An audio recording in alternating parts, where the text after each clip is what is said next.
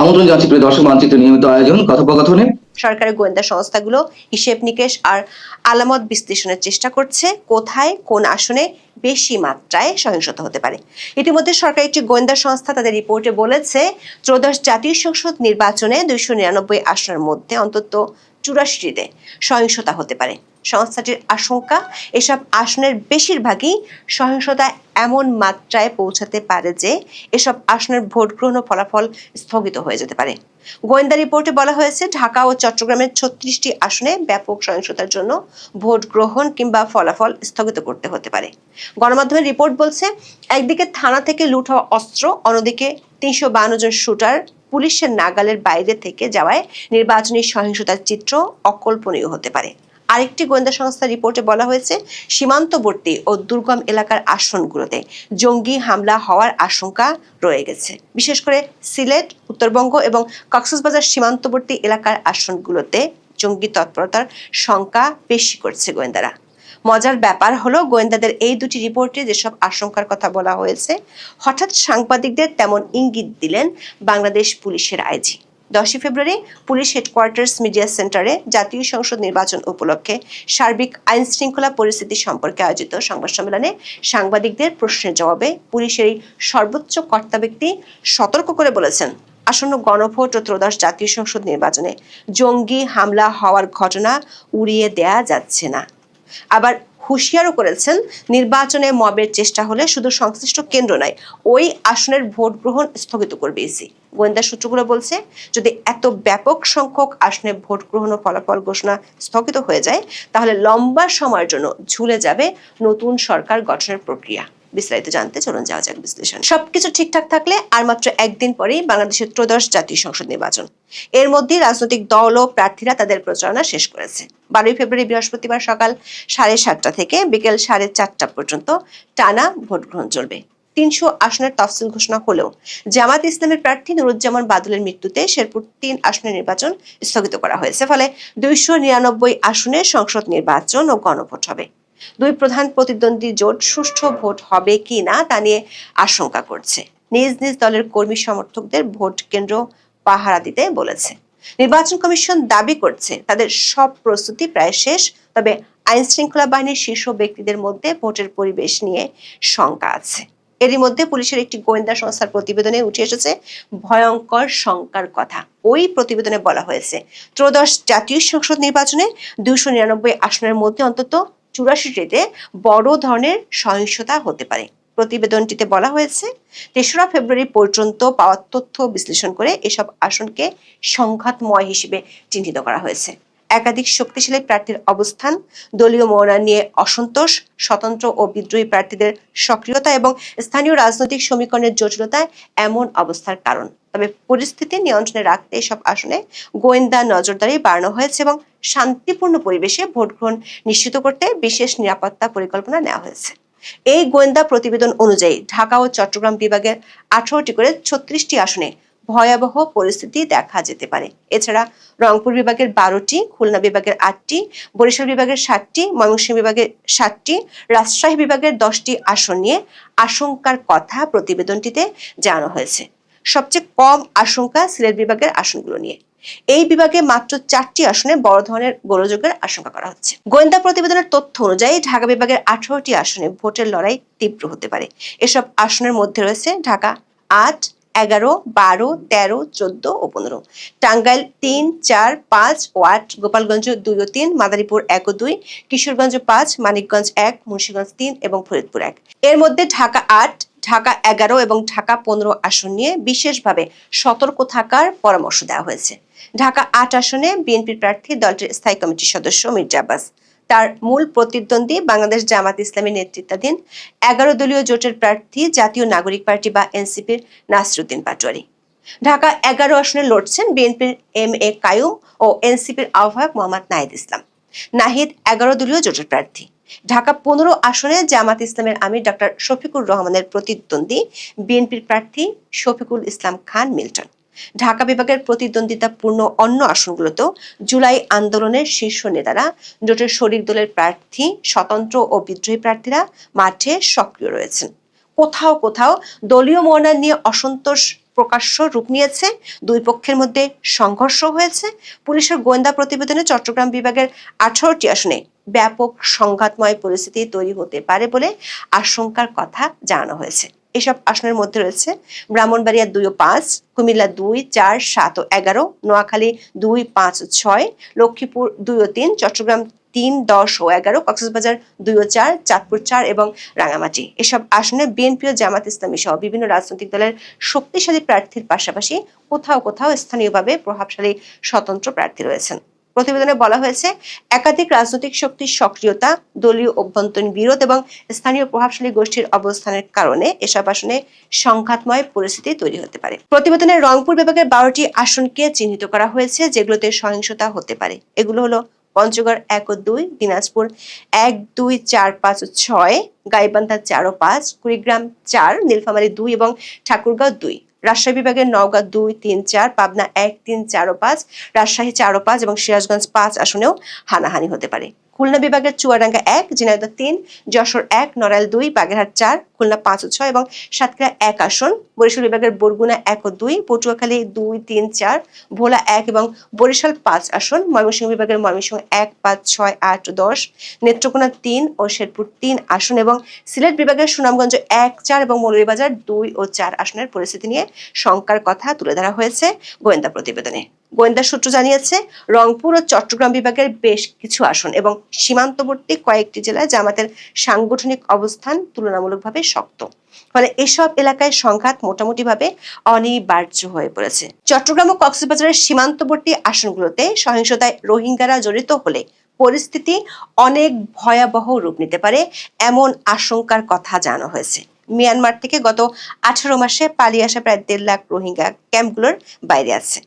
এরই মধ্যে আইন শৃঙ্খলা বাহিনীর সদস্যরা ক্যাম্পের বাইরে থাকা 1,500 রোহিঙ্গাকে গ্রেপ্তার করেছে। কিন্তু 1.5 লাখ রোহিঙ্গাকে গ্রেপ্তার ও তাদের নিয়ন্ত্রণ করা এক কথায় অসম্ভব।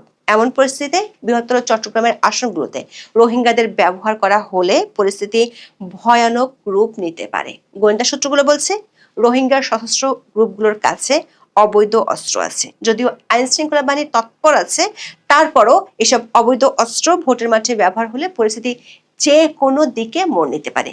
দৈনিক প্রথম আলোর এক খবরে বলা হয়েছে, দুটি গোয়েন্দা সংস্থা সম্প্রতি সারা দেশের 3,000 অবৈধ অস্ত্রধারী ও অপরাধীর তালিকা করে পুলিশ সদর দপ্তরে পাঠিয়েছে। তাদের মধ্যে 124 জন জঙ্গি এবং 352 জন শুটার রয়েছে। পুলিশ সদর দপ্তর ভোটের আগে গোয়েন্দা সংস্থাগুলোর করা তালিকাভুক্ত সন্ত্রাসীদের আইনের আওতায় নিতে 64 জেলার পুলিশ সুপার ও 8টি মহানগর পুলিশের কমিশনারকে নির্দেশনা দিয়েছে। তবে এদের বেশিরভাগই গ্রেপ্তার করতে পারেনি পুলিশ। আরেকটি গোয়েন্দা সংস্থার রিপোর্টে বলা হয়েছে, সুষ্ঠু নির্বাচনের ক্ষেত্রে ভয় এখন জেল পলাতক ও গ্রেপ্তার এড়িয়ে থাকা জঙ্গিরা। দৈনিক প্রথম আলোর খবরে একাধিক পুলিশ কর্মকর্তার বরাত দিয়ে বলা হয়েছে, ভোট কেন্দ্রের দখল নিতে তারা নাশকতা করতে পারে। 1 ফেব্রুয়ারি সন্ধ্যায় শেরেবাংলানগর থানার চন্দ্রিমা উদ্যানের লেকের পাশে অভিযান চালিয়ে জেএমবি সদস্য আহসান জহির খানকে গ্রেপ্তার করেছিল। তবে তার সহযোগীরা পালিয়ে যায়। পরে জহিরের দেওয়া তথ্যের ভিত্তিতে পরদিন 2 ফেব্রুয়ারি তার সহযোগী জেএমবি সদস্য বিলায়েত হোসেন এবং 3 ফেব্রুয়ারি গ্রেপ্তার করা হয় তোফাল হোসেনকে। এই 3 জনকে জিজ্ঞাসাবাদ করে যেসব তথ্য পাওয়া গেছে সেগুলো চিন্তা বাড়াচ্ছে আইন শৃঙ্খলা বাহিনীর। তারা ভোটের মাঠে বড় ধরনের জঙ্গি হামলার আশঙ্কা উড়িয়ে দিতে পারছেন না, সেটি প্রকাশ্যে বলেছেন পুলিশের আইজি বাহারুল আলম। 10 ফেব্রুয়ারি পুলিশ সদর দপ্তরের মিডিয়া সেন্টারে আয়োজিত এক সংবাদ সম্মেলনে আইজিপি বলেন, ত্রয়োদশ জাতীয় সংসদের নির্বাচনে প্রার্থীদের প্রচারের সময় জঙ্গি হামলার আশঙ্কা ছিল। এখনো সেই শঙ্কা উড়িয়ে দেয়া যাচ্ছে না। নির্বাচনের জঙ্গি হামলার কোনো শঙ্কা আছে কিনা জানতে চাইলে সাংবাদিকদের তিনি বলেন, পুলিশের প্রধান আশঙ্কা ছিল প্রচার বা ক্যাম্পেইনের সময় যারা ইলেকশন বিরোধী তারা মনে করে ওদের ভাষায় তথাকথিত ওয়েস্টার্ন ডেমোক্রেসি তাদের মতবাদের সাথে মেলে না, তারা ধর্মভিত্তিক মনোনয়ন চায়। আইজিপি বলেছেন, ওই গ্রুপটার এক পরিকল্পনা ছিল বিশেষ করে নির্বাচনী প্রচার অভিযানের সময় বোমা হামলার। নির্বাচন কেন্দ্রিক আইন শৃঙ্খলার বিষয়ে এই সংবাদ সম্মেলনে আইজিপি বলেন, 80 থেকে 90% কেন্দ্রে ক্লোজড সার্কিট ক্যামেরা লাগানো হয়েছে। ঝুঁকিপূর্ণ কেন্দ্রের ব্যাখ্যা দিয়ে তিনি বলেন, দুর্গম এলাকা, প্রার্থীদের অবস্থান, ভোটারদের মনোভাব, আধিপত্য এবং এসব বিষয় সব বিভিন্ন বিষয় মাথায় রেখে এবার 8,770টি কেন্দ্র ঝুঁকিপূর্ণ হিসেবে চিহ্নিত করা হয়েছে। এছাড়া মাঝারি ঝুঁকিতে রয়েছে 16,000 কেন্দ্র। গোয়েন্দা সংস্থার দায়িত্বশীল একটি সূত্র জানিয়েছে 84টি আসনে ব্যাপক সংঘর্ষ হতে পারে এমন শঙ্কার কথা ইতিমধ্যে সরকার, সংশ্লিষ্ট বাহিনী ও নির্বাচন কমিশনকে জানানো হয়েছে। ভোটার, প্রার্থী ও সমর্থকদের উপর হামলাই নয়, ভোট কেন্দ্র দখল এবং ব্যালট বাক্স ছিনতাইয়ের মতো ঘটনা ঘটার আশঙ্কা করা হয়েছে গোয়েন্দাদের প্রতিবেদনে। এমন পরিস্থিতি তৈরি হলে কি করা হতে পারে সে ইঙ্গিত দিয়ে রেখেছেন পুলিশের আইজি। তিনি বলেছেন, নির্বাচনে মবের চেষ্টা হলে শুধু সংশ্লিষ্ট কেন্দ্র নয়, ওই আসনের ভোট গ্রহণ স্থগিত করবে ইসি। গোয়েন্দা সূত্রগুলো বলছে 50টির বেশি আসনে ভোট গ্রহণ স্থগিত হলে নির্বাচনী ফলাফল ও গেজেট প্রকাশ লম্বা সময়ের জন্য ঝুলে যাওয়ার আশঙ্কা আছে। কারণ নির্বাচনের কয়েকদিন পরই রমজান, তারপর এসএসসি পরীক্ষা। রমজানে এতগুলো আসনে পুনরায় ভোট গ্রহণ করা অসম্ভব। এমন পরিস্থিতি হলে নতুন এক সংকট দেখা দিতে পারে। আসসালামু আলাইকুম রহমতুল্লাহি ওয়া বারাকাতুহু। সম্মানিত দর্শক, ভোটের মাত্র আর একদিন বাকি। এই অবস্থাতে রাজনৈতিক দলগুলোর যে ভঙ্গি কিংবা তাদের যে আত্মবিশ্বাস কিংবা তাদের যে তৎপরতা, অবস্থা দৃষ্টি মনে হচ্ছে যে উভয় দলই ক্ষমতায় যাওয়ার জন্য শতভাগ নিশ্চিত।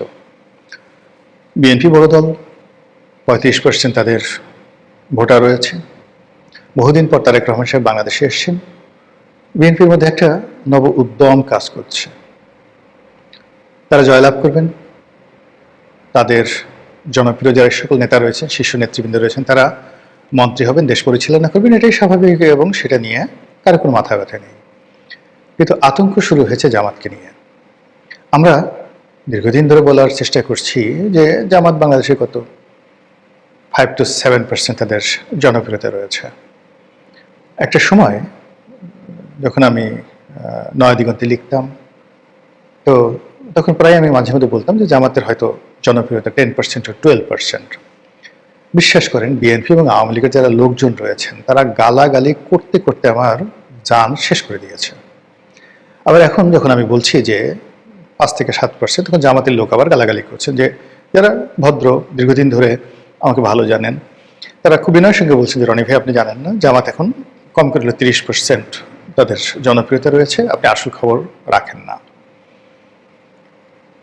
তো এই যে একটি অবস্থা, সেই অবস্থার মধ্যে ধরুন 30% বা ধরুন 5%, 7%, 10%, হোয়াট এভার মেবি, আমরা এই যে গত 2 মাস ধরে যদি ধরি, নির্বাচনের তফসিল ঘোষণার আগ পর্যন্ত জামাতকে আমরা যেভাবে মূল্যায়ন করছি, আমরা মনে করছি যে তারা এই যে শেখ হাসিনার পতনের জন্য যে ম্যাটিকুলাস ডিজাইন, সেই ডিজাইনের মাস্টার মাইন্ড।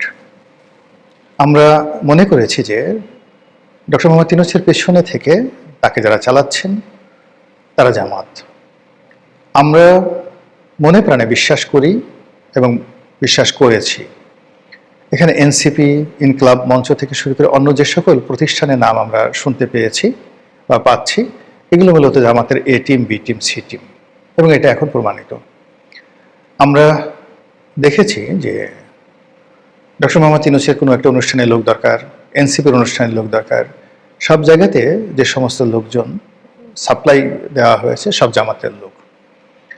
আমরা দেখেছি ক্যাবিনেট সচিব, সংস্থাপন সচিব, বড় বড় ডিসি, গুরুত্বপূর্ণ বিভাগীয় কমিশনার, সচিবালয়ের বড় কর্তা, বিভিন্ন বিশ্ববিদ্যালয়ের ভাইস চ্যান্সেলর থেকে শুরু করে একেবারে সর্বশেষ বিশ্ববিদ্যালয়ের ছাত্র সংসদে জামায়াত ইসলামীর ছাত্র সংগঠন ইসলামী ছাত্র শিবিরের নিরঙ্কুশ বিজয় আমাদেরকে এই দলটি সম্পর্কে রীতিমতো আতঙ্কগ্রস্ত করে তুলেছে। এখন আমাদের মধ্যে ভয় হলো এই দল সব পারে, দে ক্যান ডু এভরিথিং। গত 1 মাস ধরে আমরা দেখছি যে আমেরিকার রাষ্ট্রদূত জামাতের পিছনে ঘুরছে, ইউ রাষ্ট্রদূত বা রাষ্ট্রদূতের যে সংগঠন তারা জামাতের পিছিয়ে পিছিয়ে ঘুরছে, ব্রিটিশ রাষ্ট্রদূত সারা কুক তিনি খুব দৌড়াদৌড়ি করছেন, বাংলাদেশে যাচ্ছেন, দিল্লিতে যাচ্ছেন, এবং ইংল্যান্ড নীতিগতভাবে জামাতকে সমর্থন করতে যাচ্ছে। বাংলাদেশের অনেকগুলো ভদ্র মহিলা সাংবাদিক রয়েছেন, তার মধ্যে শীর্ষ 4 জন মহিলা সাংবাদিকের সঙ্গে আমেরিকান একজন কূটনীতিবিদদের যে বৈঠক, সেই বৈঠকের যে অডিও বার্তা এটা লিক হয়ে গেছে। সেখানে তারা স্পষ্ট করে আমেরিকা বলার চেষ্টা করছেন যে জামাতকে তারা বন্ধু হিসেবে পেতে চায় এবং জামাতের সঙ্গে কাজ করতে তাদের কোনো আপত্তি নাই, জামাত একটি মডারেট দল, ব্যাস। এই যে গত কয়েক মাসে জামাত নিয়ে যা কিছু হচ্ছে তার উপর এই ঘটনাগুলো রীতিমতো একটা মানে সুপার ডিগ্রি হিসেবে কাজ করছে, রুটোবার হিসেবে কাজ করছে। জামাতের শক্তিমত্তা যা না আছে তার সাথে আমরা 100 গুণ বাড়িয়ে দিয়েছি। আমরা মনে করছি জামাতের হাতে প্রচুর অস্ত্র আছে, আমরা মনে করছি তাদের সামরিক প্রশিক্ষণ আছে, আমরা মনে করছি তাদের অঢেল অর্থ আছে, আমরা মনে করছি তাদের সঙ্গে তুরস্ক, পাকিস্তান সবার সঙ্গে সম্পর্ক আছে। আমরা মনে করছি তারা যেভাবে একটি ম্যাটিকুলাস ডিজাইন করে গুপ্ত শক্তি হয়ে আওয়ামী লীগের মধ্যে যেভাবে তারা লুকিয়েছিলেন, আওয়ামী লীগের বাপও টের পায়নি, মাও টের পাননি, এবং আওয়ামী লীগে ধীরে ধীরে ধীরে ধীরে একেবারে ক্যান্সারের মতো, ক্যান্সার যেভাবে মানে একটা মানুষের শরীরের সব কিছু চুষে খায়, ঠিক সেইভাবে আওয়ামী লীগকে একেবারে ফানুস বানিয়ে ছেড়ে দিয়েছে। এবং আওয়ামী লীগের পরবর্তী যে পতন হয়েছে, আওয়ামী লীগ এটা ঢোক চিপার সময় পাননি।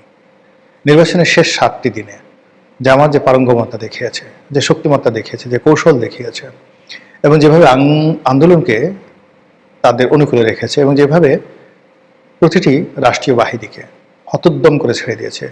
শেখ হাসিনার পুলিশ সাদ্দাম হোসেনের রিপাবলিকান গার্ডের চাইতেও শক্তিশালী হয়ে পড়েছিল। শেখ হাসিনার একজন মানে বেনজির, একজন আজিজ, একজন হারুন, একজন বিপ্লব, একজন হাবিব, মানে এরা এক একজনে ইজ্জত ইব্রাহিম টু দি পাওয়ার 9। আপনারা কি জানেন ইজ্জত ইব্রাহিম কে ছিলেন? ইজ্জত ইব্রাহিম ছিলেন সাদ্দাম হোসেনের সৎ ভাই। তো তার একজন বিখ্যাত জেনারেল, তার 2জন লোকে ইরাকের লোক খুব ভয় পেত, ইজ্জত ইব্রাহিমকে আর একজন লোক কেমিক্যাল আলী, ইরাকের কুর্দিদের উপর যিনি গ্যাস চার্জ করে হাজার হাজার কুর্দিকে মেরে ফেলেছিলেন। তো তদ্রুপ পুলিশ বাহিনীর মধ্যে এরকম ইজ্জত ইব্রাহিম, কেমিক্যাল আলী তৈরি করেছিলেন শেখ হাসিনা, এবং তার ধারণা ছিল যে কোনো পরিবেশ পরিস্থিতি মোকাবেলা করার জন্য তার পুলিশ বাহিনী যথেষ্ট। সারা বাংলাদেশ বিদ্রোহ করবে, কিন্তু পুলিশ কখনো তার সাথে বিদ্রোহ করবে না। পুলিশ চেষ্টা করেছিল, শেষ পর্যন্ত তারা চেষ্টা করেছে, সেই পুলিশকে এমন প্যাদানি দেওয়া হয়েছে, পুলিশকে মেরে লাশ ফাঁসির মানে মধ্যযুগে যেভাবে প্রতিপক্ষের লাশ টানিয়ে রাখা হতো জনবহুল এলাকাতে, একইভাবে পুলিশের লাশ যেভাবে ঝুলছিল সেই সায়দাবাদে, বাংলাদেশ পুলিশ যতদিন থাকবে এটা তারা ভুলতে পারবে না। এ কাজ কারা করেছে? জামাত করেছে, এনসিপি করেছে, বিএনপি করেছে, কেউ না কেউ তো করেছে। এ কাজ আওয়ামী লীগ করেনি, নাকি পুলিশের লোক করেছে, হোয়াট এভার মেবি, যারা মাস্টার মাইন্ড দায় তাদের উপরই বর্তাবে। এরপর ধরুন থানাগুলো যেভাবে পোড়ানো হয়েছে, যেভাবে অস্ত্রগুলো লুট করা হয়েছে, যেভাবে একটার পর একটা সরকারি অফিসগুলোতে আগুন লাগিয়ে দেওয়া হয়েছে, যেভাবে আওয়ামী লীগের লোকজনদের মনে রীতিমতো মৃত্যু ভয় জাগিয়ে দেওয়া হয়েছে, তারা শুধুমাত্র সীমান্ত পাড়ি দেওয়ার জন্য পাগল হয়ে গেছে। অনেক বড় বড় আওয়ামী লীগ নেতা তারা কাণ্ডজ্ঞান হারিয়ে পাহাড় অতিক্রম করতে গিয়ে হার্ট অ্যাটাক করে মারা গেছেন। বেশির মধ্যে শামসুদ্দিন চৌধুরী মানিকের মতো মানুষ এতটা ভীত সন্ত্রস্ত হয়ে পড়েছিলেন যে তিনি সীমান্ত পাড়ি দিতে গিয়ে ধরা পড়ে সে কি কাণ্ড, তার বিসি ঠিসি সব ফাটিয়ে ফেলা হয়েছে, লাথি দিয়ে পুরো তার অন্ডকোষ ফাটিয়ে ফেলা হয়েছে, তাকে একেবারে মানে যাকে বলা হয় রাস্তার ফকিরের মতো একটা কলাপাতার উপর তাকে শুয়ে রাখা হয়েছে সেই সময়টিতে। তো এই যে কাজগুলো হয়েছে যারাই করেছেন, প্রথম কয়েকদিন বিএনপি বলার চেষ্টা করেছে আমরা করেছি, তারপরে ছোট ছোট রাজনৈতিক দল তারা বলার চেষ্টা করেছে আমরা করেছি, জামাতে বলার চেষ্টা করেছে আমরা করেছি, আমরা ম্যাট্রিকুলাস ডিজাইন করেছি, এনসিপি বলার চেষ্টা করেছে। কিন্তু এখন পরিস্থিতি এমন অবস্থা হয়ে গেছে, কেউ আর এখন ম্যাট্রিকুলাস ডিজাইনের অধিকর্তা হতে চাচ্ছেন না, কেউ আর এখন মানে সেই মাস্টার মাইন্ড হতে চাচ্ছে না। কিন্তু ঘটনা তো ঘটে গেছে, সিরিয়াস ঘটনা ঘটে গেছে। এবং আপনি জানেন যে রাষ্ট্রে যখন কোনো একটা ঘটনা ঘটে, রাষ্ট্রযন্ত্রে কোনো একটা ঘটনা ঘটে, ওটার প্রতিশোধ 100 বছর পরে হলেও সেটি নেওয়া হয়। বাংলাদেশে যা কিছু হয়েছে কড়ায় গন্ডায় প্রত্যেকটি জিনিস এটির প্রতিশোধ নেওয়া হবে। আওয়ামী লীগ যে ভুলগুলো করেছিল, অন্যায়গুলো করেছিল, গুণাগুলো করেছিল, আপনি দেখেন সেগুলো কড়াই গন্ডায় তাকে পরিশোধ করতে হচ্ছে। বিএনপি যে ভুলগুলো করেছিল 2001 থেকে 2006, সেই ভুলের দায় তাদেরকে এখন নিতে হচ্ছে। এখনও তাদেরকে আন্তর্জাতিক টাইম ম্যাগাজিনে খাম্বা তারেক হিসেবে তাদেরকে অভিহিত করা হচ্ছে, তাদেরকে চাঁদাবাজ, তাদেরকে মানে জ্ঞান চাঁদাবাজ, মানে এত সব বাজে বাজে শব্দ তাদের সম্পর্কে ব্যবহার করা হচ্ছে। এর অর্থ যে রাজনীতিতে প্রতিশোধ পরায়ণতা খুব বেশি, এবং এটা এমন একটা সেক্টর যেখানে কেউ কাউকে ক্ষমা করে না। সেই অর্থে সেই 2024 সালের জুলাই মাস থেকে আজ পর্যন্ত যা কিছু বাংলায় ঘটেছে প্রত্যেকটা জিনিস সেই ফিরে আসবে। আর সেই ফিরে আসাকে প্রলম্বিত করার জন্য যারা এই বিপ্লবের মাস্টার মাইন্ড যারা জড়িয়ে পড়েছেন, তারা নানা রকম কৌশল করছেন। একজনের দায় আর একজনের উপর চাপানোর চেষ্টা করছে, নিজেরা সাধু হওয়ার চেষ্টা করছেন। এই কৌশলে সবচেয়ে এগিয়ে আছেন যারা, তাদের মধ্যে জামাত প্রধানতম। এনিওয়ে, জামাতের যে অবস্থা, সেই অবস্থাতে সেই দল ক্ষমতায় আসবে বা 10টা আসন জয়লাভ করবে, এটা আমাদের দ্বারা রাজনৈতিক বিশ্লেষক তারা কখনো মনে করতেন না। এখনো পর্যন্ত অনেকে মনে করে জামাত ভালো মতো নির্বাচন করে 2টো সিটও পাবে না। কিন্তু যে আতঙ্ক সারা বাংলার মানুষকে তাড়া করছে যে জামাত ক্ষমতায় চলে আসবে, কিভাবে আসবে, ম্যাটিকুলার ডিজাইন করে আসবে, যেভাবে আওয়ামী লীগকে তারা তাড়িয়েছে, যেভাবে আওয়ামী লীগের পতন ঘটিয়েছে, যেভাবে তারা কোর্ট কাছারি অফিস আদালত থেকে শুরু করে সব জায়গাতে গত 17 মাসে তারা দাপট দেখিয়েছে, যেভাবে তারা ডক্টর মোহাম্মদ ইউনূসকে পরিচালিত করেছে, একইভাবে তারা নির্বাচন পরিচালনা করবে। আর আপনি যদি যুক্তির বিচারে এই জিনিসগুলো মূল্যায়ন করেন, তাহলে আপনাকে তো অবিশ্বাস করার কোনো রিজন নাই, আপনাকে বিশ্বাস করতে হবে। তো সেই দিক থেকে জামাত যদি বিজয়ী হয়, তাহলে কে হবেন প্রধানমন্ত্রী, কে হবেন মন্ত্রী, কে হবেন অর্থমন্ত্রী, কে হবেন প্রেসিডেন্ট, এগুলো নিয়ে নিঃসন্দেহে আপনার কৌতূহল থাকতে পারে। কিন্তু আমি নিশ্চিত যে আমাদের যারা কর্তা ব্যক্তি, তারা তাদের মজলিসের শুরা থেকে শুরু করে অন্যান্য জায়গাতে এই বিষয়গুলো তারা খোলামেলা আলোচনা করে রেখেছে। এবং যেহেতু তারা একটি রেজিমেন্টেড, ওয়েল প্ল্যান্ড রাজনৈতিক দল, কাজেই তারা প্রতিটি বিষয় আলাপ আলোচনা করে কার জন্য কোন শেরওয়ানি লাগবে, কার জন্য কী ধরনের সুরমা লাগবে, কার জন্য কী ধরনের পোশাক পরিচ্ছদ লাগবে, কেমন গাড়ি লাগবে, কে কোন মন্ত্রণালয়ে বসবেন, ইত্যাদি বিষয়গুলো তারা কিন্তু অনেক আগেই সিলেক্ট করে রেখেছেন।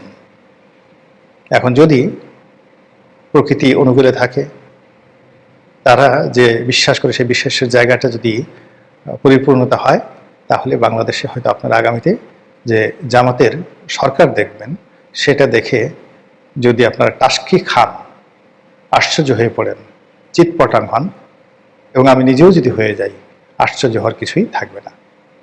আসসালামু আলাইকুম রহমতুল্লাহ।